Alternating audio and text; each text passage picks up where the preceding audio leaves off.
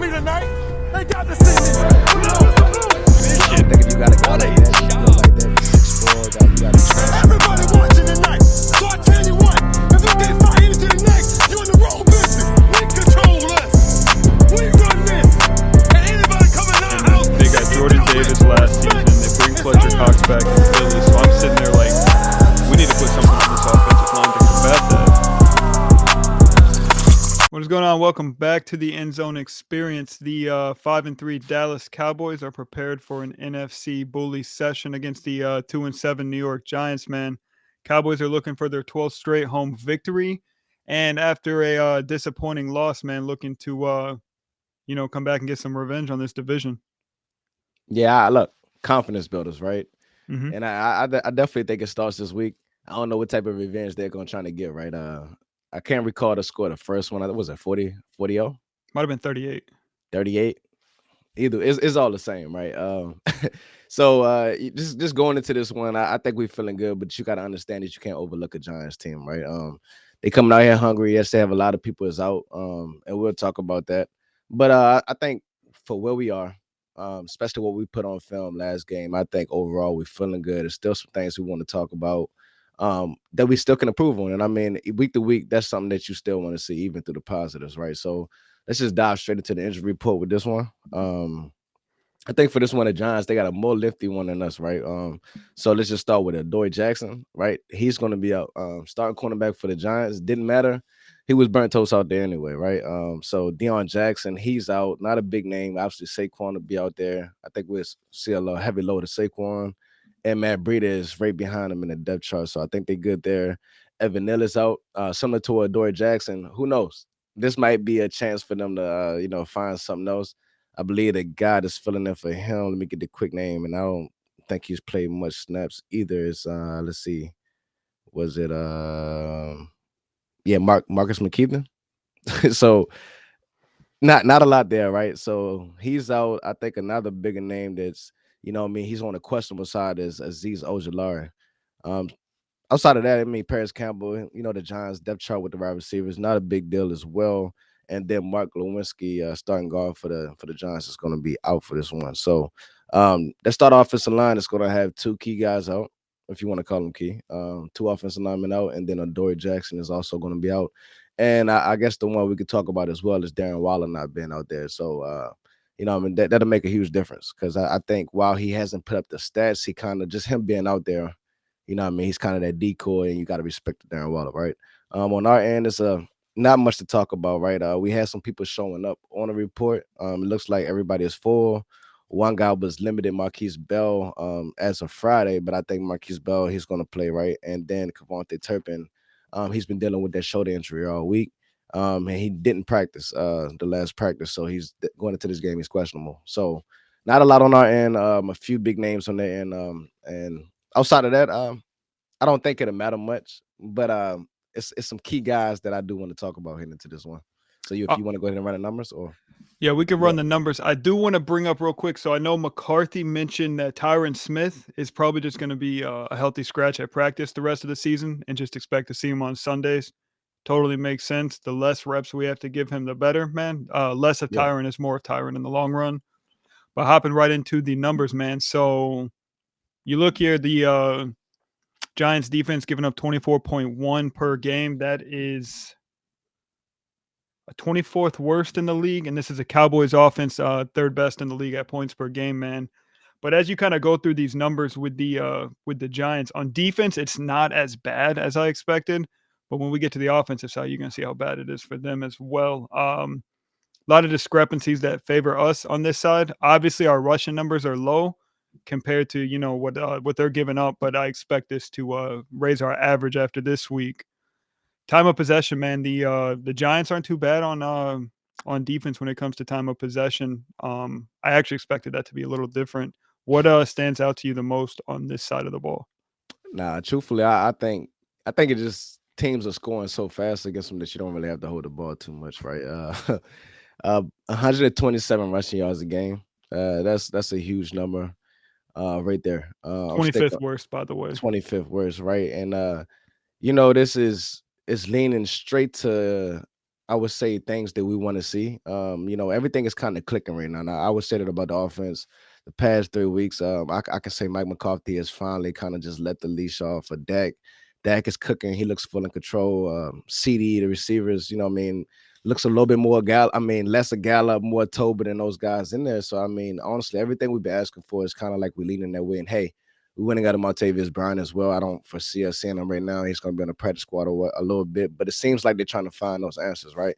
But the Tony Pollard answer, we don't have yet, right? Is it the offensive line? I believe it's a little bit of both, but maybe this is a key spot for him to finally get going again. For sure. And I think also we can expect a bit of a heavy dose of Rico Dowdle, especially if things get out of hand early.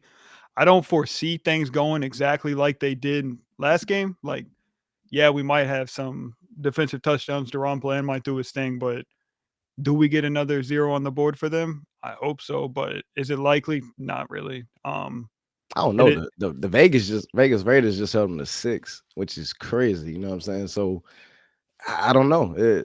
Can it be another shout out? I mean, if you asking me yes or no, I'm kind of leaning towards the other side of that. Like it's very possible this week. I just think like probability wise to shut somebody out twice in 1 year can't be that high. That's But that's true. That's facts. But I want to just read you some stuff here about the Giants offense, man. Points per game, 32nd. Passing yards per game, 32nd. Third down, 26th. Like, this is a Giants offense, man. That is terrible. However, time of possession, 7th. And you kind of alluded to it as well, man. So with the Giants sitting there with that time of possession, man, that's just because their defense can't stay on the field, not because their offense is controlling the clock, right? Yeah. So what stands out to you the most when you look here? And I mean, 11.2 points a game is crazy in the that's bad. National Football League, man. And I obviously a huge chunk of that. It was you had your Daniel Jones games. He was out without Saquon for a huge chunk of that. Um, didn't play great in those spots, and then obviously as Saquon comes back, he had a huge rushing game. I believe it was like his first game back. Didn't do much against the Raiders, but in that same game, Daniel Jones goes out. So they really haven't had a chance to, have both guys on the field at the same time. But I think when they're both on the field at the same time, they play a little better than this. So I think the numbers are a little bit skewed. But look, they ain't got both guys this week, right? So I think we'll see a heavy Saquon. But he hasn't had a huge year. Like I said, he's been out. But that 11.2 points a game is crazy. And I would say that. And then the passing yards, obviously 155 yards per game. Just I think it doesn't just point to the cornerback position, the quarterback, I'm sorry, but more so the offensive line. They haven't had any help up front with Daniel Jones or to the Tyrod Taylor. It doesn't matter who it is. And then unfortunately, you bring your third string quarterback in this week, and I don't think he'll have any help from there. Like we talked about before, 2 offensive linemen out this game. And I expect those guys to get after them early and often. Hopping right over to keys to victory, man. So just staying on the quarterback position, especially with DeVito, man, he's going to be in for a rough one on Sunday. I think DQ is going to be in his bag. And I don't think, as far as keys to victory goes, like, just don't mess it up, right? Like, show up and you probably got it, Dallas. But being that the third string quarterback is in there, I think it's a great opportunity to stack the box and prevent Saquon from getting going. I think that's probably the most important thing. We can definitely have an extra linebacker out there or put a safety in there as well. We can run Malik Hooker high, and then he can kind of sit there and play center field against DeVito. Facts. Like Marquise Bell should be running the gun in this game as well. And really that is the key to this game. I mean, outside of Saquon, and we've done well against Saquon for the most part of his career. But I think if you kind of just control Saquon, this game can spiral out of control in a heartbeat, right? So with that, stopping him up front, and we've done well against the game. Against the run game. DeAndre Swift last week, and you think about all the previous weeks.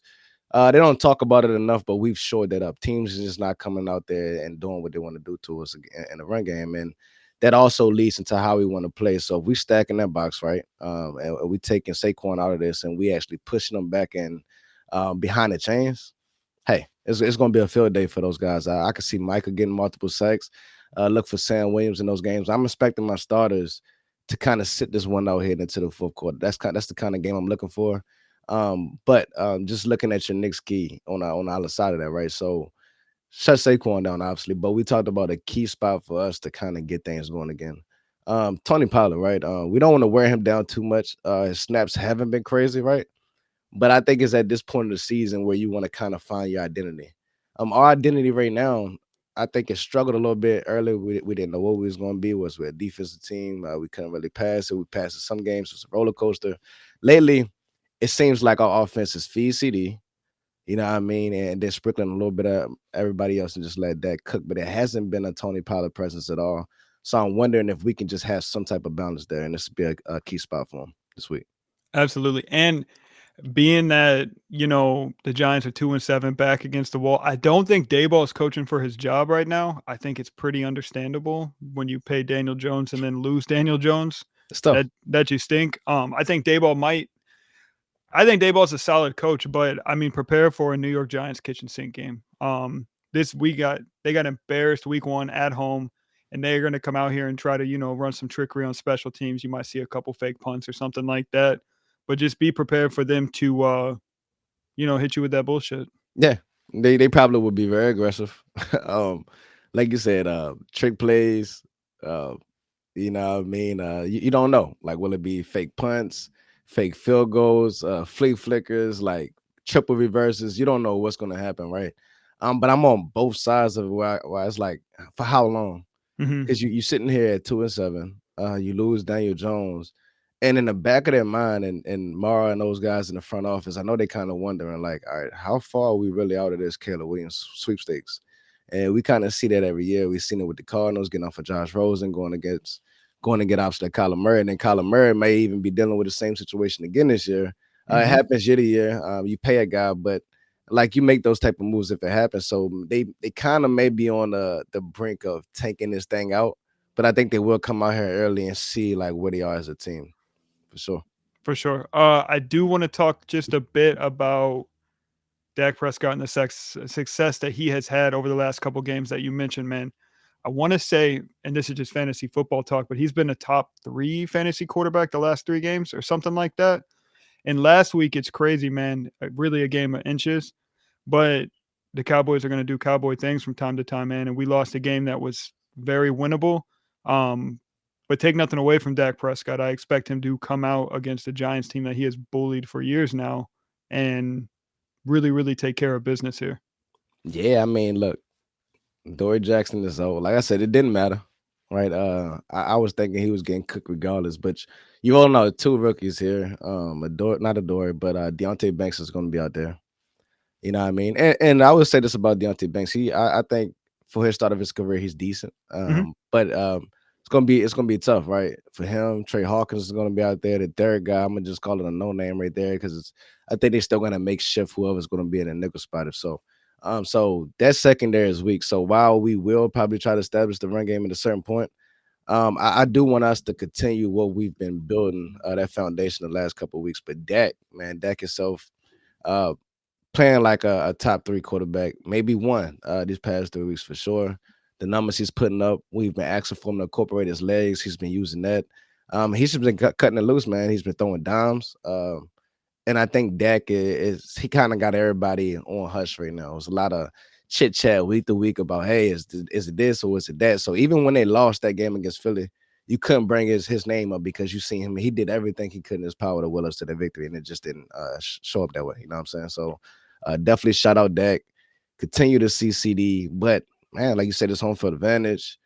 We're going for that 12th win. We've been exposing teams, right? At Mhm. home, we know what's been happening, right? And over those last 11 games, it's been 111, a 48 point margin, right? So, and I expect that number to grow this week. Hey, I'm trying to leave that game at 48 on the other side too. One thing I do want to see in this game, man. A few things actually, but in the secondary, man, J. Lou, he kind of was burnt toast last week, and he hasn't been playing his best football. Let's get some Izzy out there. Let's get some Nashon Wright out there. If the game does go the way we imagine, let's get some of these younger guys those repetitions to try to get some of that development for those guys. But I do think this is a prime spot for a Terrence Steele to kind of remind this coaching staff what he was paid for. So he should be able to bounce back in a game against the Giants. He should, right? But then I think it's also a good test. Because if you pay close attention to the Giants, it's been a lot of talk about Kayvon Thibodeau, right? Hmm. Like has his sacks been like just coverage sacks or is just easy unblockable sacks, right? But I don't know the exact numbers. Put that on me. I can look it up if you want. But with him, he's been having hella games, man. He's been getting his sacks. He's been applying the pressure. And I don't think it'll be an easy test with Terrence Steele would just be able to line up and just beat him. Let's say that. So let's see how that matchup fares. I think that'll be a nice one to look at this week. I think too. The last person, Michael Gallup. I don't see. I was just thinking about stock downs from the recap, and Jay Lou and Steele should be able to have some sort of a bounce back game. With Michael Gallup this week, man, I still think we need to get Jalen Tolbert those reps as you've been talking about, and just kind of see what he can do when he gets the ball in his hands. Yeah, I think he's earning up until this point.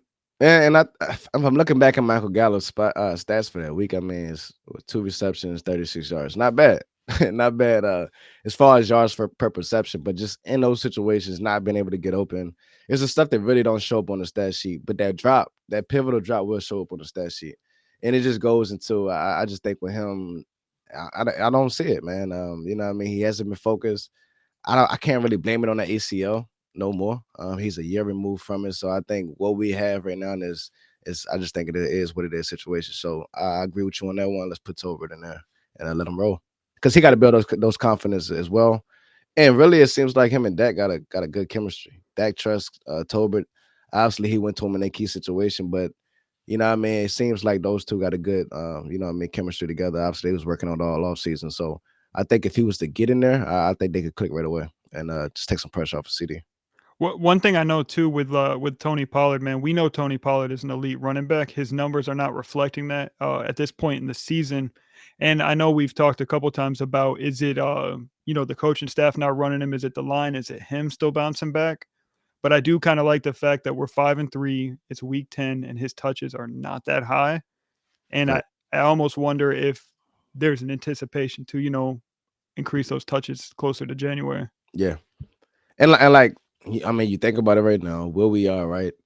Trying to figure this thing out. Look, we are 5-2 ball club. That is great, and you still for us to still have these questions and still have these things to work on. It's kind of beautiful at this point in the season. I mean, you know, what I mean, sometimes things get overshadowed when you're beating up bad teams. You think it's all working right, and then you play some good teams, and then it's like, hey, what we got going on? For us, obviously with San Fran, I think the whole team didn't show up that week. Philly, I think they showed us something important. I don't think Tony Pollard had a bad game. He just didn't have the usage that we wanted to see. But Mhm. I think it leans to the offensive line. They just been having no pushing in the run game, except for me, Tyler Smith. Tyler Smith has been key down there. Zach Martin has been decent. Ty Smith put some good things on film last week. I will say that still is, yeah. Which I thought he was like one of the most dominant run defenders. But I think with Tony Pollard, I do think the usage is good, but he also is he a one A, 1B type of back? Does he need another guy in there to kind of split this thing 50-50? You know what I'm saying? Yeah, no, I do think we should have found a complementary piece outside of Rico. But I'm not mad at it. I think he's got the potential. He's still a young back. But Tyler Smith, man, I cannot praise him enough right now. I think he's playing at an All-Pro level at left guard, which Oh is yeah. considered For sure he's all pro this year. which is out of position as well. Might I add, he was drafted as a left tackle. So the fact that he's shining in his new spot, man, is impressive. So hopefully, Tyron can stay healthy and he can continue to shine at that left guard position. But I expect dominance from this offensive line this weekend, as well as that defensive line, man. I don't think we'll have to bring pressure like that. We might be able to drop guys in coverage, and if we stack the box and shut Saquon down, we force DeVito to throw the ball, man. I think we're going to be cooking with fire here. I think we will, but you don't want a young guy like that. Don't let him get no confidence. Mm-mm. Like we see it week to week. You see Joshua Dobbs. He came out there. He's kind of built this quiet confidence about him. Dobbs the GOAT. Yeah, and yeah. Dobbs just what I'm saying he's been doing that, man, and you see it like Heineke. He had his little run, in Stanton and Washington, where if you give a guy like that, they come in and they have nothing to lose. Remember that, what I'm saying they wasn't going into this thing expecting to be the starter. But they have everything to prove as far as like nobody's counting me to win this game. Nobody's expecting me to win. Nobody's expecting me to throw for 300. They're expecting me to get blown out. all he's expecting to do is show out and try to find his foot. And if you give him a chance to just find that confidence, just be careful with a guy like that that has everything to gain and nothing to lose. Yeah. Well, hot take slash like bold prediction in this one, and maybe not hot really, but I just want to see TP break off one of those 60-yard plays, man, and let him get loose, let him get those wheels running. We haven't really seen that, but we saw it a lot last year. Yeah. But it would be dope to see him, catch a pass out the backfield or hit a hole and go 60, 65 yards against the Giants. Yeah, for sure. It's like the first gear is still there, I think, but the second gear we still waiting on. Like Mhm. that second level burst where he's just gone. Like we haven't seen that yet. But I still think he got it in him. I don't think he's favoring the leg too much. Maybe it's a mental thing. I don't know, but I still think TP can be TP. Let's just say that. I think more opportunities, better run blocking. I think we can see this thing kind of explode heading into the later half of the season.